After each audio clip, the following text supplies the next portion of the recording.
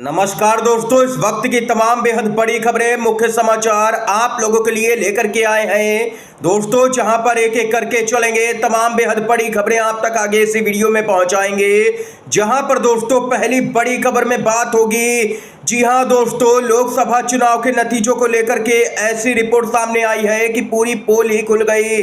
जी हां दोस्तों, 5 करोड़ के वोटों की हेराफेरी, कांग्रेस पार्टी ने यहां पर सबूत पेश कर दिए हैं। बताएंगे क्या है पूरी खबर। अगर 5 करोड़ वोटों की हेराफेरी ना होती तो इंडिया गठबंधन की सरकार केंद्र में होती। बेहद ही चौंकाने वाली अपडेट आ रही है, चुनाव आयोग में हड़कंप। पूरी खबर विस्तार से जानेंगे। इसके साथ ही अखिलेश यादव का बड़ा ऐलान, इंडिया गठबंधन की सरकार बनते ही 24 घंटे के अंदर रद्द कर देंगे। क्या कुछ कहना है अखिलेश यादव का, बताएंगे। इसके साथ ही शरद पवार का अमित शाह पर जोरदार हमला, कहा जिसको सुप्रीम कोर्ट ने गुजरात से तड़ीपार किया था वो आज देश का गृह मंत्री है। शरद पवार की तरफ से क्या कुछ कहा गया है दोस्तों, विस्तार से आप तक पहुंचाएंगे।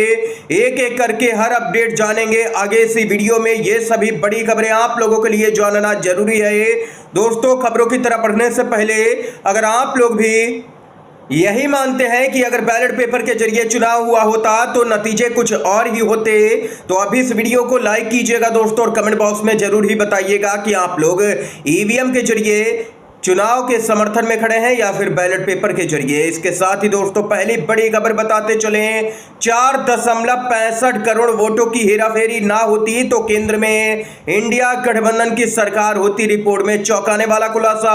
एक रिपोर्ट का हवाला देते हुए कांग्रेस ने लोकसभा चुनाव की प्रारंभिक और अंतिम गिनती के बीच लगभग 5 करोड़ वोटों की विसंगति का आरोप लगाया है, जिसके बारे में उसका दावा है कि अगर ये वोट इंडिया गठबंधन को मिले होते तो संसद में सबसे अधिक सीटें उसकी होती। कांग्रेस का यह दावा वोट फॉर डेमोक्रेसी के द्वारा जारी रिपोर्ट लोकसभा चुनाव 2024 का संचालन नामक रिपोर्ट पर आधारित है। यह रिपोर्ट कई दिनों से सार्वजनिक है, लेकिन मुख्य धारा का मीडिया इस पर चुप्पी साधे हुए है। कहीं पर कोई भी डिबेट नहीं हो रही है दोस्तों। जानकारी के लिए बताते चलें कि वोट फॉर डेमोक्रेसी की रिपोर्ट में लोकसभा 2024 के चुनावों की निष्पक्षता पर सवाल उठाया गया है।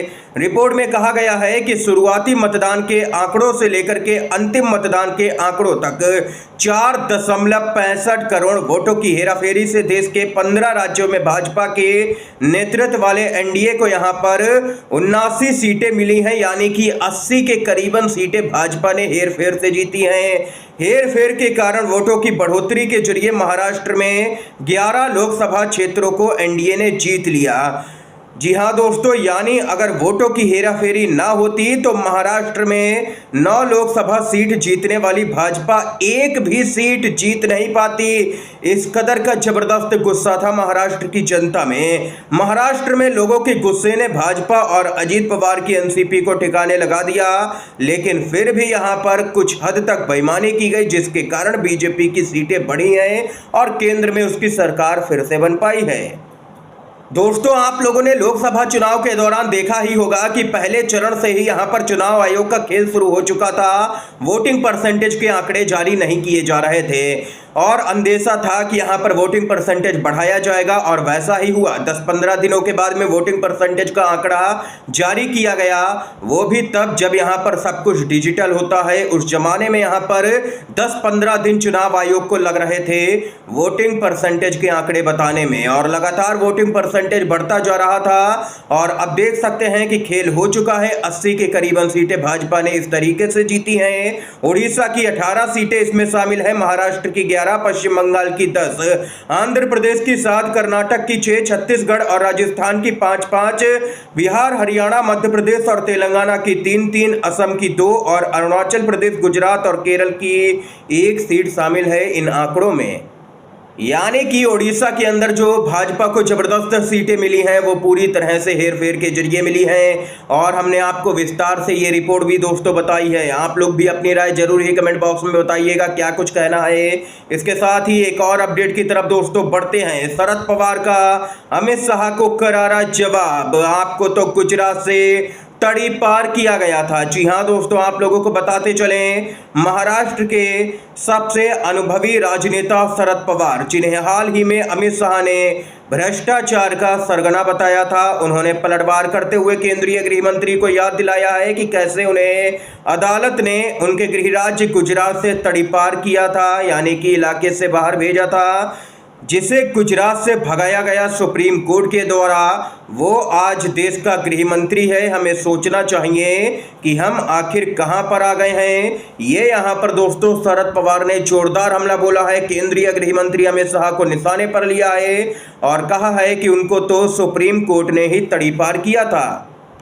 दोस्तों, एक और बड़ी खबर आ रही है। संसद का मानसून सत्र जारी है और इस बीच यहां पर अब सरकारी कर्मचारी बढ़ाने जा रहे हैं सरकार की मुश्किलें। पुरानी पेंशन पर आर पार की लड़ाई तेज, एनपीएस पर अड़ी है सरकार। कर्मचारी संगठनों ने संसद घेराव की चेतावनी दे दी है।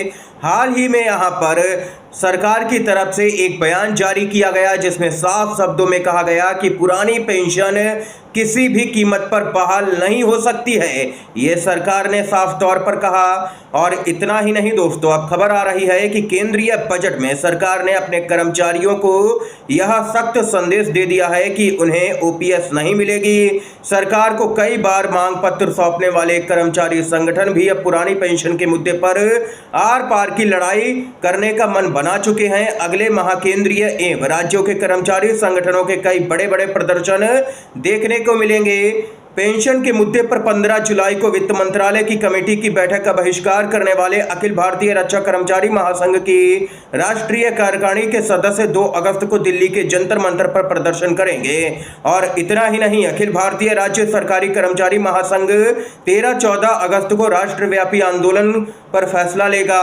और इसके साथ ही दोस्तों, national mission for old pension scheme Bharat ने सरकार को चेतावनी दी है कि 1 महीने के भीतर अगर ओपीएस पर गजट नहीं आता है तो संसद घेराव की तिथि का ऐलान कर दिया जाएगा। यानी कि आर पार की लड़ाई देखने को मिल सकती है सरकार और सरकारी कर्मचारियों के बीच में। संगठन अब यहां पर मोर्चा खोलते हुए नजर आ रहे हैं।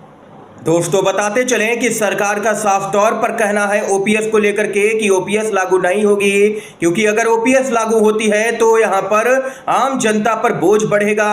हम ऐसा नहीं कर सकते हैं कि हम आम जनता से टैक्स लें और वो टैक्स का पैसा यहां पर सरकारी कर्मचारियों को पेंशन के रूप में दे दी जाए जब वे रिटायर हो जाएं। ऐसा करेंगे तो आम जनता के साथ में अन्याय होगा। दोस्तों, ये सरकार का कहना है। आप लोगों की क्या कुछ राय है? ओपीएस बहाल होनी चाहिए या फिर नहीं? अपनी महत्वपूर्ण राय कमेंट बॉक्स में बताइएगा। इसके साथ ही एक और अपडेट आ रही है। सरकार में आते ही 24 घंटे में खत्म कर देंगे अग्निपथ योजना, अखिलेश यादव का बहुत बड़ा ऐलान। जी हां दोस्तों, उत्तर प्रदेश के मुख्यमंत्री योगी आदित्यनाथ के द्वारा रिटायरमेंट अग्निवीरों के लिए आरक्षण की घोषणा किए जाने के बाद सपा के राष्ट्रीय अध्यक्ष अखिलेश यादव ने दोहराया है कि वह सत्ता में आते ही सैनिकों की भर्ती इस अल्पकालिक अग्निपथ योजना को 24 घंटे में ही रद्द कर देंगे। इसमें देर नहीं लगेगी। अखिलेश यादव ने भी राहुल गांधी की बात को ही दोहराया है। राहुल गांधी का तो दो टूक कहना है कि हम किसी भी कीमत पर अग्निपथ योजना को नहीं रखेंगे। सरकार इंडिया की जैसे ही बनेगी वैसे ही यहां पर अग्निपथ योजना को रद्द किया जाएगा। सबसे पहले यही फैसला लिया जाएगा। ये यहां पर दोस्तों इस समय की आज की तमाम बेहद बड़ी खबरें थी, मुख्य समाचार थे जो हमने आप तक पहुंचाए। वीडियो अगर आप लोगों को दोस्तों पसंद आया हो तो लाइक कीजिएगा, शेयर कीजिएगा इन खबरों को अपने दोस्तों में, और चैनल को जरूर ही सब्सक्राइब कीजिएगा। दोस्तों, वीडियो देखने के लिए आप सभी का बहुत बहुत धन्यवाद। जय हिंद, जय